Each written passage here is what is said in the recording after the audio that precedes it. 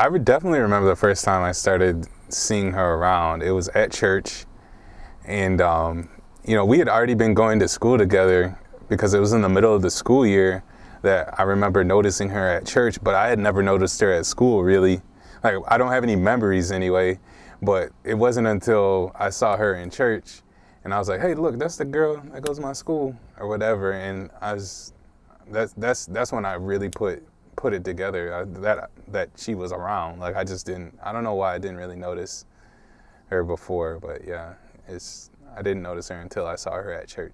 I wasn't one to really pay attention to other folks so much, so I just, it wasn't probably until like 8th grade when we started talking, and we just, we became kind of good friends, just talking and this and that. My earliest impression of Aaron was he was very calm.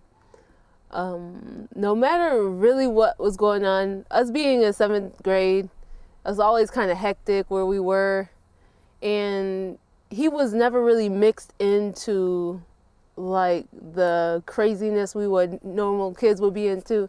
He was always very different. He really stood out. It wasn't like, he was never like the type of person that would say, you can say, oh, where's Aaron in the room? Like, you always knew where he was because he generally was not doing what everybody else was doing. So that's one of my first impressions of him, is that he was very different. We were in a typing class in 7th grade. I don't really remember sitting next to her much then. I know she remembers making fun of me because I was terrible at typing without looking at the keys. And so the teacher would put a thing over my hands, and everybody thought that was pretty funny. And I think Kelly was definitely at the top of that list as far as thinking that was funny. Aaron was a horrible typer. Just horrible. Very smart. He just could not. He still is like that. He can't do something difficult. You can give him to do, but something so simple is like rocket science to him. So typing, it was funny to me that he could do everything else very well in school, but he couldn't type without looking, and it was something that I can do and he couldn't. So that really made it even better. We really started talking in 8th grade it was like a Microsoft Office suite class where we learned like Microsoft Word and PowerPoint and all that. And that's when I remember the most sitting next to her. I don't remember what we were talking about, but I just remember we used to sit next to each other and we would talk and all this and that. So yeah, that's probably where we first became friends. I always denied it, like that I liked him. Like, no, not really, because I don't know why. I always felt like not that I was ashamed of him, but because the type of person I was and the type of person he was just never would have, to me, in my mind, would have mixed. I was and am very loud. He is loud now. Aaron was very quiet. You could barely get 2 words pulled out of him. Now you can't get him to say only 2 words. But I just never thought we would really mix. So I was like, no, I don't really like him, but I really did like him. I always wanted somebody like him to like me, but I never thought it would. But when people really pushed me up to say, oh, you like him, and I really did, and they made it seem like okay for me to like him, that's when I really did. Probably around 7th and 8th grade, I really did like him. I couldn't get over the fact that somebody could possibly like me, so I didn't want to even give myself any leeway to like her because I didn't want to be rejected. But I know it was sometime in 9th grade because I remember I used to talk to Chad about her all the time, and he would get so tired of it. I remember that a lot, and that was going on then. I was definitely afraid of asking anybody out. It was very hard for me to hear. I didn't want to hear a no because I would just be so crushed. And so I was fine just being friends just for the sake, like I didn't even want to take the chance on her saying no. Like, no, I don't want to date. That would have been too much for me. I was very, very low on self-esteem at the time. It would have crushed me. there's a couple people that kind of pushed me, and they were like, I just didn't believe them. Like, they were telling me, like, Kelly said she likes you, man. Like, she really likes you and this and that. You need to just ask her out. And I was getting all nervous. I was like, nah, I was going back and forth. I mean, I was so conflicted. I was going back and forth like, well, if she does, then I don't know. And so, yeah, it was a really confusing time for me. Because I didn't want to believe what everybody said, just because I just had such a complex that nobody ever could really like me like that. So but I finally just bit the bullet and was like, well, here it goes. But even so, it wasn't like I took some great leap of faith. I put it in like a Valentine's Day card. And I asked her, do you want to go out with me? I couldn't even ask her with my own mouth. So I don't know. I was silly. We used to always do a running joke that, because people always assumed we were dating because we were always together, but we were just, he was probably one of my best friends, and still is one of my best friends, but people always assumed because we were boy and girl, we were dating. So we will always have to correct people like, no, we're just friends. We're very good friends. But, you know, on the side, we would always joke, say, oh my gosh, would you go out with me and joke around and, you know, say that? We would joke sometimes like, man, what if we dated? And be like, ha ha ha. And then it would get a little quiet and be like, you know? And so it was already kind of like a running joke. I always thought it would come up like at an awkward time. We would be like laughing, and like it get kind of quiet. Like, are you serious? Like, you know, you're trying to get the other person before, you don't want to be the one to admit it. You try to get them to admit it, so you're like laughing and see if they still laughing. That's what I would try to do to see if he did like me. When he did it in the card, I thought it was the joke, so I didn't answer him. I just laughed. I remember looking at the card, laughing, and looking at him, and just like, okay, and then just like put it away. But that was it. And then 2 days later, I had to actually answer the question. I really didn't understand. I was like, oh, you were serious? Okay, yeah, sure. Saturday, I'm sitting around twiddling my thumbs, biting my nails, like trying to figure out, okay, did she understand or is she contemplating? And I didn't really get much from her. And then, so it was a Sunday night, that following Sunday night, we were passing notes back and forth, and I finally just asked her again. I was like, so what about that question I asked you? And she's like, oh, you were serious? And I was like, yeah. And she goes, okay.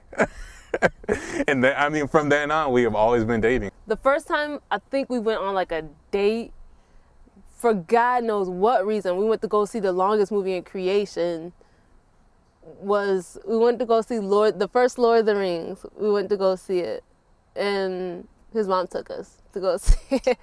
And of course, she fell asleep. She was out. It's like as soon as the movie started. But I could remember like that first time, like out of church. That was probably like our first like date, I guess. Maybe that was it. I wouldn't even have asked her out to begin with if I didn't want to be in the long haul, because I was never the person that wanted to, you know, date around and this and that, just because like I said, I didn't want to hear a no ever. It would just be too much for me. And so if I found the person that I was like, you know, I think I could be with this person for a really long time, then I was going to stick with it. And whatever came my way, I would rather just, you know, figure out a way around it. I like to problem solve. And so for me, there was hardly a problem that I thought that just couldn't be fixed. I mean, I was naive at the time. Of course, there's stuff you mismatch with somebody. There's certain problems you're just not going to be able to solve because you're mismatched. But, you know, at the time, I started out already just like, okay, is this going to be a long-term thing? And I'm glad it worked out that way, you know. I mean, the whole marriage thing really started like kicking me in the butt a couple of years ago, because I was really ready to do it, but I just couldn't financially. And so I could not tell if he bought it or not, because he always said, as soon as I get a full-time job, he was like, that's it. You know, I'm saving up for the ring and I'm buying it. And it was months after. And I remember, this is a funny story, because I was like talking to Ashley, and I was like, it's good and well enough time for him to have saved up money for that ring. It was, I was like, and then he got it. I remember after he got a job, after a while, he got an Xbox. He got a couple games. I was like, every time I see that thing, I just want to hit it with a bat. I want to hit it with a bat. I was like, that's my ring, girl. She's like, I know. So when it came to ring shopping, I was scared. I was super scared because I really just, as soon as I think I have a handle on Kelly's style about certain things, I would be completely wrong. And I was scared. I was deathly scared. And so I put it all out. I was just like, you know what? I don't even want to deal with this. And I was like, Kelly, I know how you are and how you want me to pick certain gifts and everything. But what I told her was, I'm totally prepared for whatever ring I get you. If you don't like it, you can take it back and get the ring that you want. Like I was totally okay with that. Like it wasn't gonna hurt me at all for her to do that. And so I guess that really bothered her. and I got an email not too long after that with the exact ring that she wanted, like the style and everything, and like where I could buy it from. Like not too long after that, and it's like I bought that ring, the exact ring she wanted. So I knew what ring I wanted. I tried on a bunch of stuff. I was like, this is it. The lady gave me the SKU number on a card. I went online looking at it, and then me and Aaron talked about everything, and he wanted to try to pick out the own ring, and he wanted me to return it if he bought one. And I wasn't comfortable with that. I would feel bad if he picked something he really liked and thought I would like it, and I'm like, oh, no. And then I just returned it. So I was like, you know what? For him, let's just cut that whole middle part out and just give him the ring that I want. So I sent him an email with the picture and said, this is what I want. And then I would go, I can say it now, but what I used to do is I used to go in the store at Littman's and see if it was gone. We used to be in the mall, they're like, let's go see if your ring gone. I was like, oh, let's go. I was like, oh, it's still there. So I thought I would hopefully catch it one day so I could know when he was going to ask. I scheduled a little meeting with her parents, and we sat down in the living room, and I can't remember the joke her dad made, but he was trying to act like he was all serious and like it was gonna possibly be a no, but I think her mom shot it down pretty fast.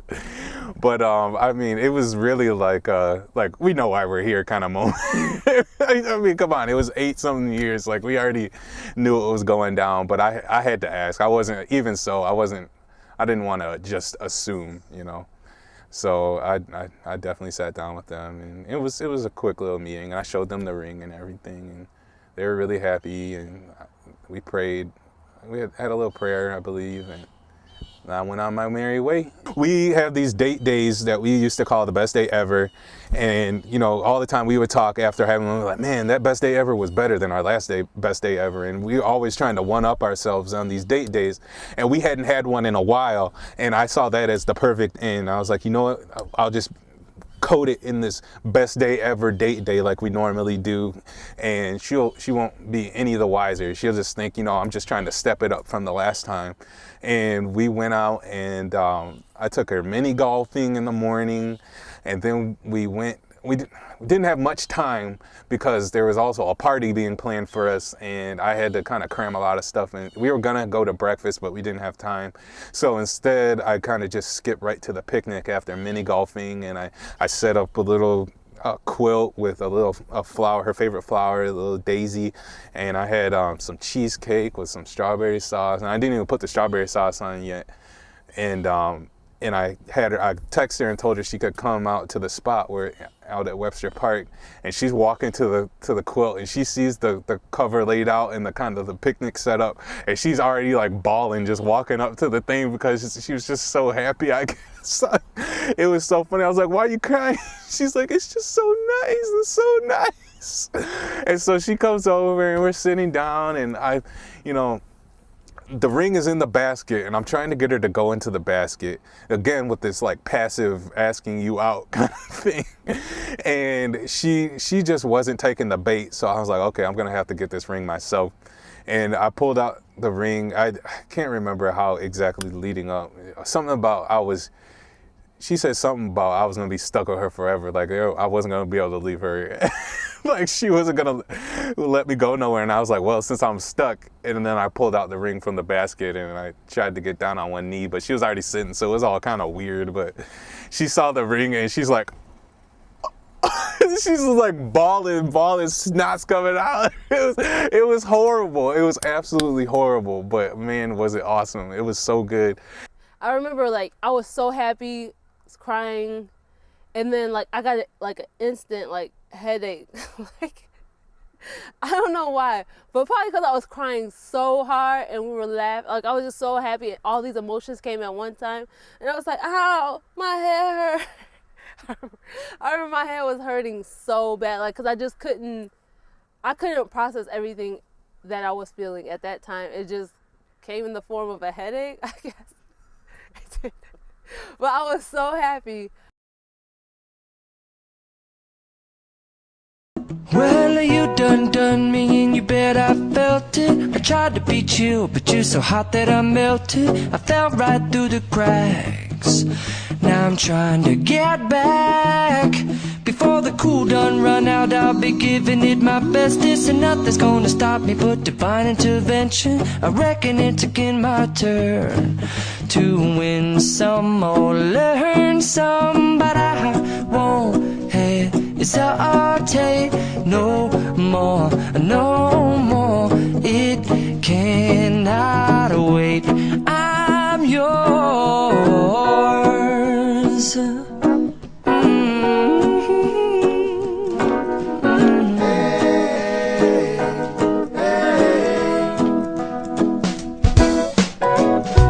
Well, open up your mind and see like me. Open up your plans and damn, you're free. I look into your heart and you'll find love, love, love, and love. Listen to the music of the moment, people dance and sing. We're just one big family, and it's our God-forsaken right to be loved. Love, love, love, love. So I won't hesitate no more, no more. It cannot wait. I'm sure there's no need to complicate. Our time is short. This is our fate. I'm yours, but I won't hesitate no more, no more. It cannot wait. I'm yours.